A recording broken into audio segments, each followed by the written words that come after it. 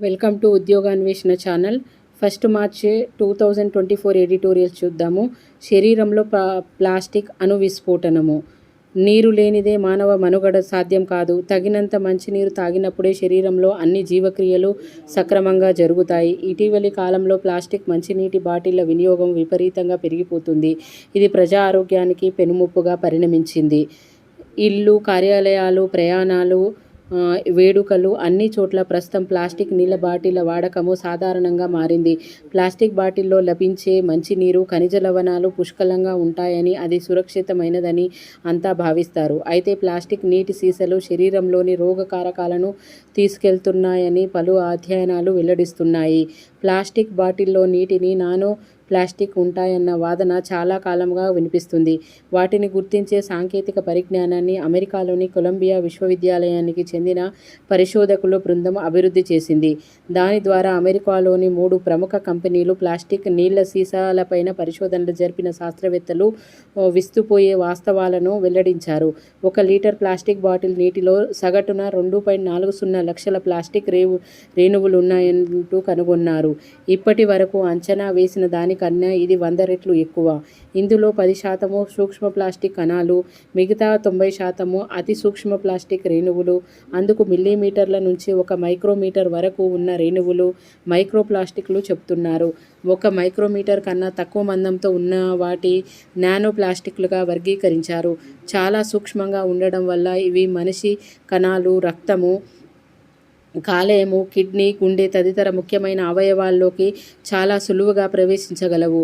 గర్భంలో ఉన్న శిశువు శరీరంలో ఇవి చేరే ప్రమాదం ఉంది. తీవ్ర హానికరము. పౌడర్ రూపంలో ఉండే మైక్రో ప్లాస్టిక్లతో నీళ్ళ బాటిళ్లను తయారు చేస్తారు. వీటిలో నీటిని నిల్వ చేసినప్పుడు అతి సూక్ష్మ కణాలు కరిగి అందులో కలిసిపోతాయి. అధిక ఉష్ణోగ్రతలు ఉన్న చోట ఇంకా అధిక పరిమాణంలో నానో ప్లాస్టిక్లు కరిగి నీటిలో కలుస్తాయి. శాస్త్రవేత్తల అధ్యయనం ప్రకారము బాటిల్లో నీటిలో ప్రధానంగా 7 రకాల ప్లాస్టిక్ అవశేషాలు ఉంటాయి. నీటి శుద్ధిని ఎక్కువగా ఉపయోగించే పాలిఅమైడ్ ప్లాస్టిక్ బాటిళ్ల తయారీలో వాడే పాలిఇథిలిన్ టెరాఫ్థలేట్ అంటే PET, పాలివినైల్ క్లోరైడ్, పాలిమిథైల్ మిథాక్రిలేట్, పాలిస్టర్ ప్లాస్టిక్లను వారు కనుగొన్నారు. వీటితో పాటు అనేక రకాల రేణువులను గుర్తించి వాటి వర్గీకరణపై దృష్టి సారించారు. వీటి వల్ల క్యాన్సర్లు, కిడ్నీ, కాలేయ వ్యాధుల బారిన పడే ప్రమాదం ఉంది. మధుమేహము, అధిక బరువు వంటివి పెరగవచ్చని నిపుణులు హెచ్చరిస్తున్నారు. బిఫినాల్ ఏ, BPA అనే రసాయన పదార్థాలు చాలా ప్రమాదమైనవి. గతంలో ప్లాస్టిక్ బాటిళ్ల తయారీలో దీన్ని ఎక్కువగా ఉపయోగించేవారు. దీనివల్ల దుష్ప్రభావాలు అధికంగా ఉన్నాయనే కారణంతో BPA రహిత ప్లాస్టిక్ నీళ్ల బాటిళ్లనే వినియోగిస్తున్నామని కంపెనీలు చెబుతున్నారు. అయితే 7 రకాల ప్లాస్టిక్లతో తయారు చేసిన బాటిళ్లలోనూ BPA అవశేషాలు కనిపిస్తున్నాయని అధ్యయనాలు స్పష్టం చేస్తున్నాయి. మానవుల పునరుత్పత్తిపై BPA తీవ్ర ప్రభావం చూపుతుంది. BPAతో తయారైన ప్లాస్టిక్ బాటిళ్లలోని నీటిని తాగిన మహిళలు, పురుషుల్లో హార్మోన్ల అసమతుల్యతను గుర్తించవచ్చు పలు అధ్యయనాలు వెల్లడించాయి. గర్భిణీలు ఇలాంటి నీరు ఎక్కువగా తాగితే పుట్టబోయే పిల్లల్లో మానసిక సమస్యలు ఉత్పన్నమవుతాయని, క్యాన్సర్ బారిన పడే ప్రమాదం ఉందని అవి హెచ్చరిస్తున్నాయి. బాలికలు చిన్న వయసులోనే రజస్వ కావడానికి ప్లాస్టిక్ బాటిళ్ల నీటి వినియోగము ఒక కారణమని పరిశీలనలు చెబుతున్నాయి. ఇప్పటికైనా మేలుకుంటేనే. ప్లాస్టిక్ బాటిళ్ల ముప్పు గురించి శాస్త్రవేత్తలు హెచ్చరిస్తున్నా వాటి వినియోగం మాత్రం తగ్గడం లేదు. 2010-20 మధ్య కాలంలో ప్లాస్టిక్ నీటి బాటిళ్ల రంగం 73% వృద్ధి చెందింది. ప్రపంచంలో అత్యంత వేగంగా విస్తరించిన వాటిలో ఒకటిగా నిలిచింది. 2021లో ప్రపంచవ్యాప్తంగా దాదాపుగా 22 లక్షల రూపాయల కోట్ల ప్లాస్టిక్ బాటిళ్ల నీటి వ్యాపారం జరిగింది. 2030 నాటికి అది రూపాయలు 41 లక్షల కోట్లకు చేరే అవకాశం ఉంది. అమెరికా, చైనా, ఇండోనేషియాలో ప్లాస్టిక్ బాటిళ్ల నీటి వినియోగం అధికంగా ఉంది. భారత్లోని ఇటీవలి కాలంలో ఇది అంతకంతకు పెరుగుతుండడం తీవ్ర ఆందోళన కలిగిస్తుంది. 2022 ఇండియాలో బాటిళ్ల విక్రయించే నీటి వ్యాపారము విలువ దాదాపుగా రూపాయలు 1.8 లక్షల కోట్లు. 2030 నాటికి ఇది రూపాయలు 2.90 లక్షల కోట్లకు చేరుతుందని అంచనా. ప్లాస్టిక్ ప్రమాదాన్ని అడ్డుకోవాలంటే మట్టి, స్టీలు, గ్లాసులను ఉపయోగించాలి. బయటకు వెళ్ళినప్పుడు స్టీల్ సీసాలో నీరు తీసుకెళ్ళాలి. వెదురు, మట్టితో తయారు చేసిన మంచినీటి సీసాలు ఇటీవల అందుబాటులోకి వచ్చాయి. బాటిల్ కన్నా నల్ల నీరే సురక్షితమని ఇప్పటికే అనేక అధ్యయనాలు తేల్చి చెప్పాయి. స్టీలు బిందెల్లో నీటిని నిల్వ చేసుకొని తాగవచ్చును. వేడుకలు, ప్రయాణాలు ఇలా ఎక్కడైనా ప్లాస్టిక్ నీళ్ళ బాటిళ్ల వినియోగాన్ని స్వస్తి పలికి తద్వారా మన ఆరోగ్యాన్ని కాపాడుకోవచ్చు. పర్యావరణానికి మేలు కలుగుతుంది. ఇది ప్లాస్టిక్ గురించి. మనం విచ్చలవిడిగా ఇష్టానుసారంగా బాటిళ్లను వినియోగిస్తూ ఉంటాము, వాటర్ బాటిళ్ళు. కానీ ఇవి ఆరోగ్యానికి ఎంత హానికరంగా ఉన్నాయో ఒకసారి చూద్దాము. Next article. విరాళాల గుట్టు వీడుతుందా? ఎన్నికల బాండ్లు రాజ్యాంగ విరుద్ధమని ఇటీవల సుప్రీంకోర్టు సంచలన తీర్పు వెలువరించింది. ఈ మార్గంలో ఆయా పార్టీలకు అందిన విరాళాలు ఎన్నికల సంఘం బహిర్గతం చేయాలని ఆదేశించింది. ఈ తీర్పు సక్రమంగా అమలవుతుందా అన్నదే ప్రధాన సందేహము. ఎన్నికల బాండ్లపైన సుప్రీంకోర్టు ఇటీవల తీర్పు సహర్షంగా స్వాగతించదగింది. ప్రజాస్వామ్యంలో పౌరులే నిజమైన పాలకులని, వాస్తవ సమాచారం తెలుసుకునే హక్కు ప్రజలకు ఉందని మరొక్కసారి నిర్ధారించిన తీర్పు అది. రాజకీయ పార్టీలకు ఎన్నికల బాండ్ల ద్వారా అందిన నగదు మొత్తాల సమాచారాన్ని ఈ ఏడాది మార్చి 13 కల్లా ప్రజలకు తెలియబడాలని ఎన్నికల సంఘాన్ని సుప్రీం ఆదేశించింది. ఈ చారిత్రాత్మక తీర్పు అందరికీ ఆనందపరిచింది. అది తూచా తప్పకుండా అమలైతే తప్పనిసరిగా సంబరం చేసుకోవాల్సిందే. అయితే నిజంగా అలా జరుగుతుందా అన్నదే సందేహము. సవాలు, అవకాశము. సుప్రీంకోర్టు తీర్పు సర్కారు గౌరవించకుండా ఉంటుందా అని ప్రశ్నించుకుంటే గతంలో ఇలాంటి సందర్భం ఒకటి గుర్తుకొస్తుంది.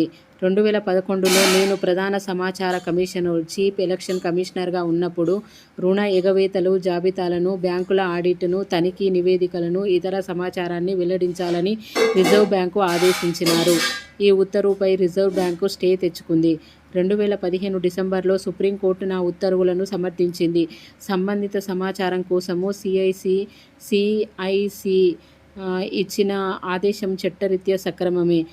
అది ఏకపక్ష నిర్ణయం కాదు. అందులో నిర్హేతుకత ఏమీ లేదు.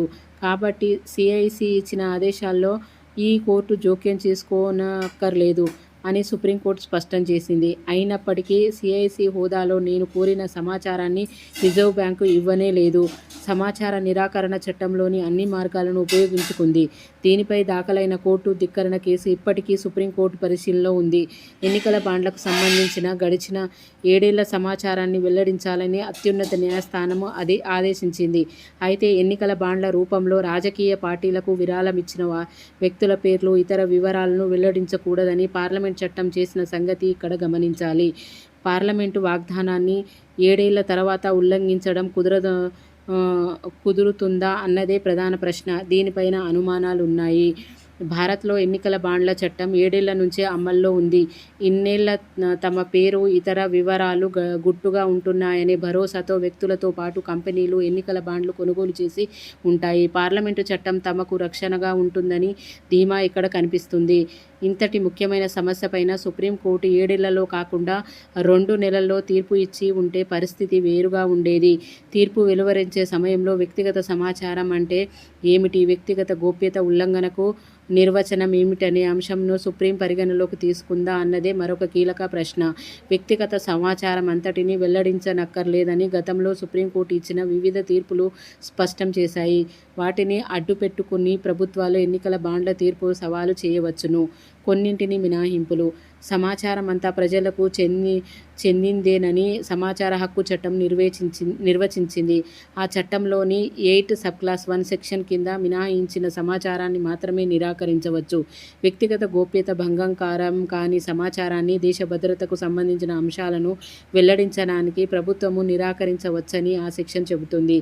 పార్లమెంటుకు సమర్పించదగిన సమాచారాన్ని పౌరులకు అందించాలని, దాన్ని నిరాకరించకూడదని ఆర్టీఐ చట్టం నిర్దేశిస్తుంది. ఈ మినహాయింపును పొందాలంటే ఆర్టీఐ చట్టం కింద పౌరుడు కోరిన సమాచారాన్ని పార్లమెంటు లేదా అసెంబ్లీకి ఇవ్వలేం. కాబట్టి పౌరుడికి ఇవ్వలేని ప్రజా సమాచార అధికారాన్ని ప్రకటించాల్సి ఉంటుంది. అలాగే నైతికతను, గౌరవ మర్యాదలను భంగకరమైన సమాచారాన్ని మినహాయించారు. వీటిని సమర్థిస్తూ గతంలో సుప్రీంకోర్టు తీర్పులు వెలువడ్డాయి. ఎన్నికల బాండ్ల సమస్యపైన ఉన్నత న్యాయపాలిక వేగంగా తీర్పు ఇచ్చి ఉంటే ప్రస్తుత చిక్కు పరిస్థితి ఏర్పడి ఉండేది కాదు. కోర్టు ముందుకొచ్చిన 90% కేసులు 6 నెలల్లోనే పరిష్కరించుకోవడం సత్వర న్యాయాన్ని సరైన మార్గము. న్యాయమూర్తుల పదవుల్లో ఖాళీలన్నింటినీ భర్తీ చేస్తే కేసులు త్వరగా పరిష్కరించవచ్చు. ఇది అండి. అంటే ఏ విధంగా మన కోర్టులకు అంటే సమాచార ఆర్టీఐ హక్కు అనేది ఏ విధంగా మనం సమాచారం తీసుకోవచ్చని చట్టంలో ఉన్న సెక్షన్ 8 సబ్ క్లాస్ 1 కింద కొన్ని మినహాయింపులు అనేది, అంటే వ్యక్తిగత గోప్యత ఉన్న సమాచారాన్ని ఇవ్వకుండా ఉండే అధికారము ఉంటుంది. చూద్దాము నెక్స్ట్ ఆర్టికల్ ఏమిచ్చారో. సర్కార్కు మాదక మాఫియా సవాలు. దేశంలో మాదక శక్తులు మహామాఫియాగా యథేచ్ఛగా పెచ్చరిల్లిపోతుంది. మత్తుకోరల భూరి విషభుజంగం భయానక దాడి యువత, బడిపిల్లలతో పాటు భిన్న సామాజిక వర్గాల భవిష్యత్తు నిలువెల్లా కమిలిపోతుంది. నిరుడు మే నెలలో 2.5 కిలోల మోదంఫెటమిన్ నిల్వలు కేరళ తీరంలో ఎన్సీబీ నార్కోటిక్స్ కంట్రోల్ బ్యూరో భారత నేవీల చేజిక్కినప్పుడు అప్పటికదే పెద్ద పద్దుగా నమోదై నివ్వెరపరిచింది. తాజాగా గుజరాత్ తీరంలో ఆ రికార్డు బద్దలైంది. భారత సముద్ర జలాల్లోకి ప్రవేశించిన పడవ నుంచి 3,300 కిలోమీటర్లకు పైగా డ్రగ్స్ నిఘా దళాల వలలో పడ్డాయి. నేవీ, ఎన్సీబీ, గుజరాత్ పోలీసు దళాల ఉమ్మడి ఆపరేషన్లు పట్టుబడిన హసీఫ్ మోదంఫెటమిన్ హెరాయిన్ ప్యాకెట్లపై పాకిస్తాన్కు చెందిన కంపెనీ ముద్రలు స్పష్టంగా కనిపిస్తున్నాయంటున్నారు. పాక్, ఇరాన్ల నుంచే కాదు, మాల్దీవులు, శ్రీలంక, మారిషస్ల నుంచి పెద్ద మొత్తంలో డ్రగ్స్ స్మగ్లింగ్ జోరుగా సాగుతున్నట్టుగా ఎన్సీబీ చెబుతుంది. మరోవైపు గోవాలోని కోల్వాలే కారాగారం కేంద్ర బిందువుగా విదేశాలకు చరవాణుల ద్వారా ఆర్డర్లు పంపి రప్పిస్తున్న సరుకును ముంబైకి, ఇతర మెట్రో నగరాలకు చేరవేసే నెట్వర్క్ సువ్యవస్థితమైందన్న కథనాలు నిర్గంతపరుస్తున్నాయి. కోల్వాలే జైల్లో ఉన్న ఖైదీలు ఓక్రా, ఫైజల్, వాళ్లకు చెందిన పురుషుల వద్ద 16 సెల్ ఫోన్లు దొరికాయి. కొకైన్, హెరాయిన్ వంటివి క్షేత్రస్థాయిలో గ్రాముల లెక్కన చేతులు మారుతుంటాయి. అటువంటి మారక ద్రవ్యాలు వందలు వేల కిలోమీటర్ల పరిమాణంలో పట్టుబడుతుండడము దీనికి సంకేతము. అది నిఘా వ్యవస్థ ఘాతుక కాదు. సరఫరాల అంతగా జోరెత్తుతున్నాయంటే మాదకాసురుల మార్కెట్ ఆ స్థాయిలోనూ అంతకన్నా అధికంగా విస్తరిస్తున్నదని అర్థము.